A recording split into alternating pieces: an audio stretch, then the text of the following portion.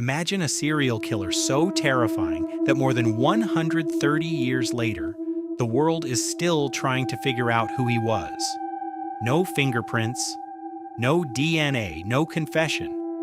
Only blood-soaked streets, mutilated victims, and a name that became one of the most feared in criminal history: Jack the Ripper. To this day, nobody knows who he really was, and that's what makes this case so disturbing. The story begins in 1888 in the dark and overcrowded streets of Whitechapel, a poverty-stricken district in London's East End. Crime was everywhere. Thousands of people lived in cramped lodging houses, and many women turned to prostitution simply to survive. Then the murders began. Women were found dead in the streets during the night. Their throats had been brutally slashed. But it didn't stop there. The killer mutilated their bodies in ways so horrific that even experienced investigators were shocked. Police eventually linked 5 victims to what became known as the canonical 5: Mary Ann Nichols, Annie Chapman, Elizabeth Stride, Catherine Eddowes, and Mary Jane Kelly. Each murder seemed more savage than the last. Mary Ann Nichols was discovered in August 1888 with her throat cut and her abdomen ripped open. Just 1 week later, Annie Chapman was found murdered in a similar fashion. This time, parts of her body had been removed. Then came what investigators called the double event. On September 30th, 2 women were murdered within a single night. Elizabeth Stride was found with her throat cut. Less than an hour later, Catherine Eddowes was discovered just a short distance away. Her face had been mutilated and several organs were missing. Fear spread across London. Residents became afraid to walk the streets after dark. Newspapers published horrifying details every day.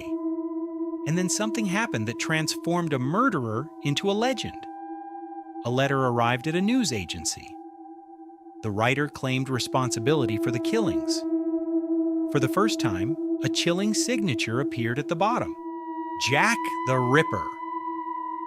The name exploded across newspaper headlines and quickly became known around the world. But many investigators believed the letter was a hoax. If it was fake, then the real killer never revealed himself. The final and most gruesome murder occurred on November 9th. Mary Jane Kelly was found inside her room. The crime scene was unlike anything investigators had ever seen. Her face had been mutilated beyond recognition. Her body had been disemboweled. Several organs were removed. Even hardened police officers struggled to describe the horror they witnessed.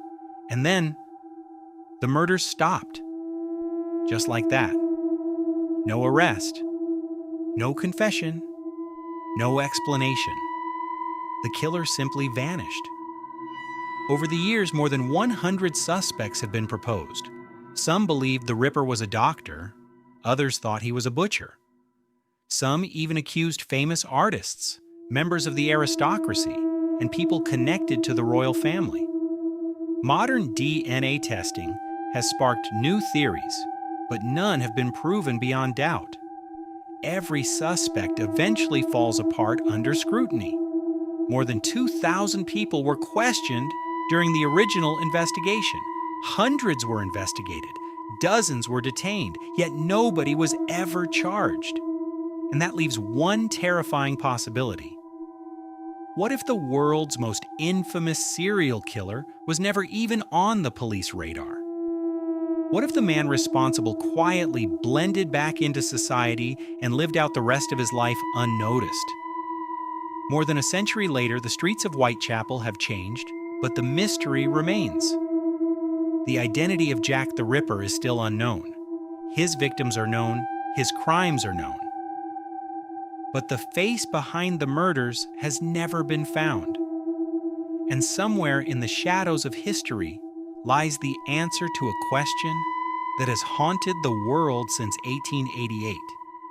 Who was Jack the Ripper? And why did he stop?